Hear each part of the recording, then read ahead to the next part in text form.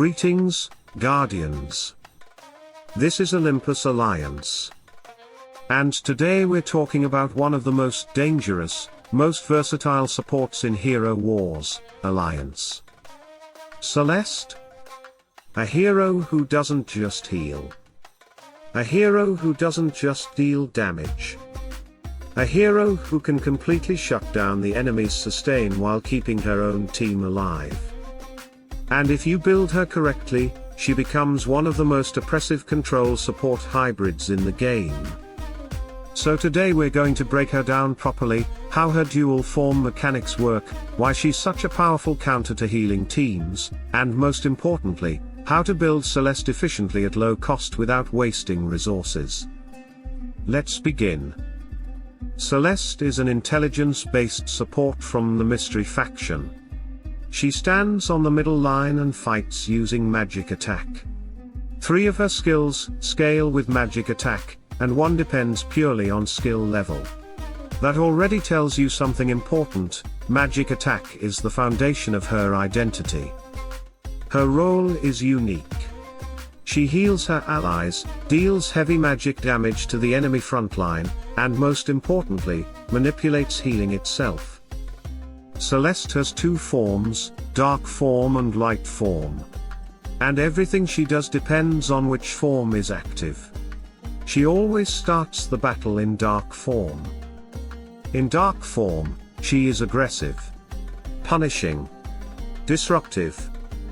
In light form, she becomes protective, cleansing, stabilizing. Her first skill activates when her energy reaches 50%, automatically switching her form.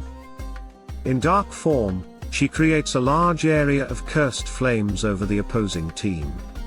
And inside that area, healing is blocked completely. Any attempt to restore health fails. Think about what that means in today's sustain-heavy meta. Martha. Blocked. Thea. Blocked. Any frontline relying on healing. Shut down.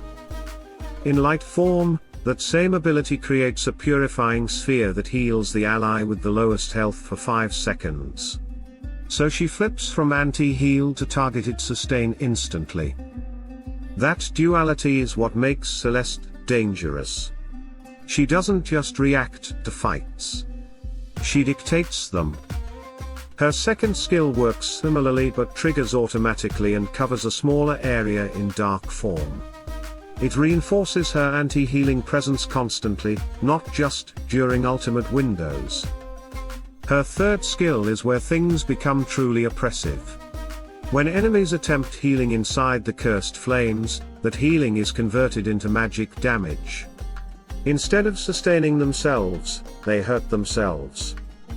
On the light side, her purifying sphere removes negative effects and protects the ally from new debuffs while active. So she counters healing and cleanses debuffs in one kit. Her final skill modifies her basic attacks. In dark form, her regular attacks deal magic damage.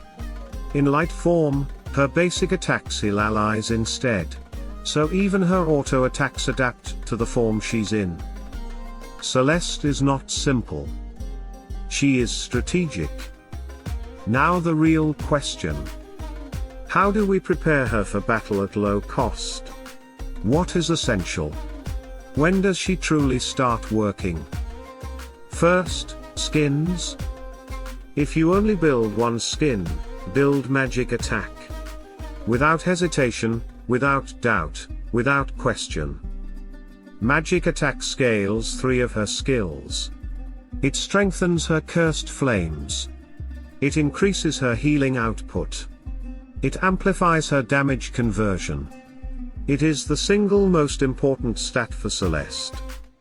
Once magic attack is fully maximized, then move to health. Health increases her survivability, and allows her to stay long enough to rotate forms effectively. All other skins, intelligence, magic defense armor, can wait. They are secondary. Next, sparks of power. Max them. No hesitation. Sparks increase all primary attributes, and for Celeste, every attribute has value. Intelligence boosts damage and healing. Strength increases baseline survivability. Agility contributes to overall stat growth. Sparks are efficient power. Glyphs. Ideally, all glyphs to level 40 during runic milestone events. If resources are limited, you must choose 3, prioritize magic attack, health, and magic penetration. Magic attack strengthens her core scaling. Health improves survivability. Magic penetration ensures her cursed flames and converted damage actually hurt. Stop at level 40 for efficiency unless you are pushing her for endgame optimization.